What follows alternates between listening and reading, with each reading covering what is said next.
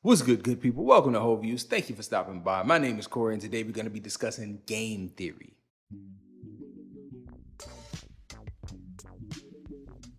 So, Game Theory is a show hosted by Bomani Jones. If you are familiar with Bomani Jones, he was a personality at ESPN, on-screen talent for a long time, and he has been doing several podcasts, including The Evening Jones and The Right Time with Bomani Jones, as well as appearing on a lot of Dan Le Batard stuff like South Beach Sessions, or just popping in and doing that show. I am a huge Bomani Jones fan. For those people who do not know, I really wanted to make a video talking about game theory, and this is the first opportunity I have to talk about it in the proper context, because it is a clear situation to me here that this show was cut from the lineup for cost-saving reasons, as well as not having an audience that they would desire it to have.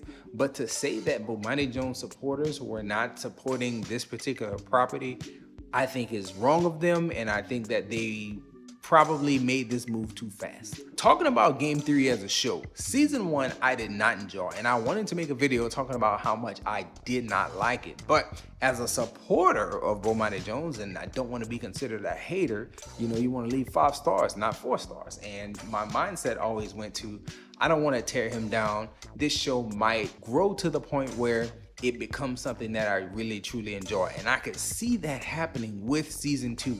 I watched every season 2 episode, and as I watched them, I became more and more accustomed to seeing Bomani Jones in this fashion. If this show does not have the same level of viewership as Bomani Jones podcast, I think that it was probably told to the audience and executives. If they listened to Bomani Jones podcast, they could have heard the reasoning behind it if they just paid attention. One episode, I think it was with Dominique, my favorite moments on the Bomani Jones Right Time podcast is when they have Dominique Foxworth on. Love the dynamic between Fox and Bo. I think it was one of those episodes where Bomani said, most of the time when I come in here, I'm just sitting here giving it to y'all. Like, I don't have a script, I don't have things written. I might have a computer that I can pull up and look at things and check and see if I'm right or wrong on something. But for the most part, it's just me giving it to y'all.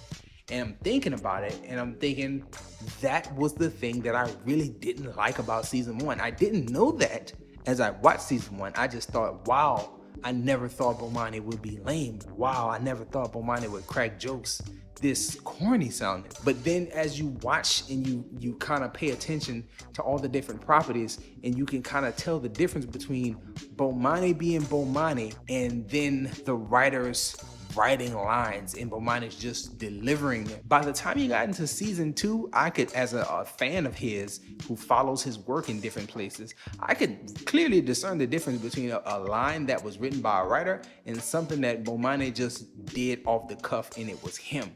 The more they allow him to be him, the more the show felt authentically Bomani Jones, and what we get into all the other places where we listen to him and his rhetoric and his way of thinking. Like, that stuff needs to bleed through on any property that's highlighting or headlining him. I could see it clearly coming through with season 2. I didn't so much see it in season 1, and I couldn't put my finger on it, so that is why I chose to keep my mouth closed about criticizing that first season. But I think season 2 was a great improvement on season 1, and it's very sad that they would be canceling a show as thought-provoking as anything that Bomani brings to the sports world. Those of you who know me know I'm a Saints fan, and I'm really big into the Saints Twitter podcast. I really like those guys. Those guys to me represent the opposite end of the spectrum.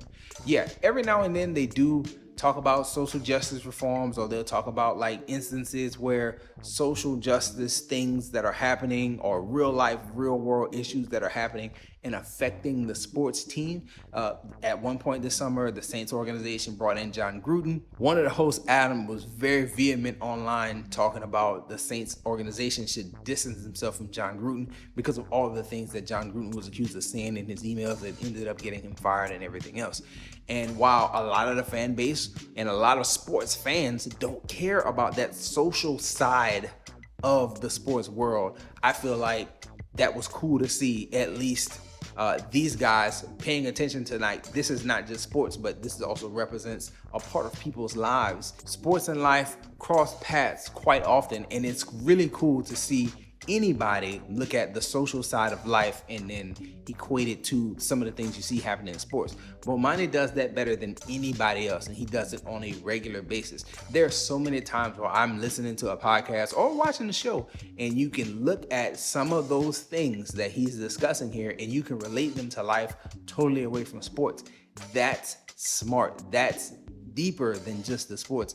And I feel like this show was canceled to serve a shallow audience. Like, you are going to attract more people with just having people who debate for the sake of debate, people who disagree just for the sake of disagreeing. You're going to get more flies with that than you will get with a thought-provoking, deep, eloquently spoken and delivered show like you would get with Game Theory or really anything attached with Bomani Jones' name and Dominique as well. There are going to be those who take a victory lap at the fact that this show has been canceled, and I think it's actually a sad day for sports television in general, because you're losing some depth here. You're losing something that's going to bring you something much more introspective thought. It's going to give you way deeper thoughts than a person's height, weight, and will they run fast enough or jump high enough and play this sport well enough, or is this team a good team based on these trades? Like, that stuff is cool for a little while, but I feel like Game Theory and really anything Bomani Jones touches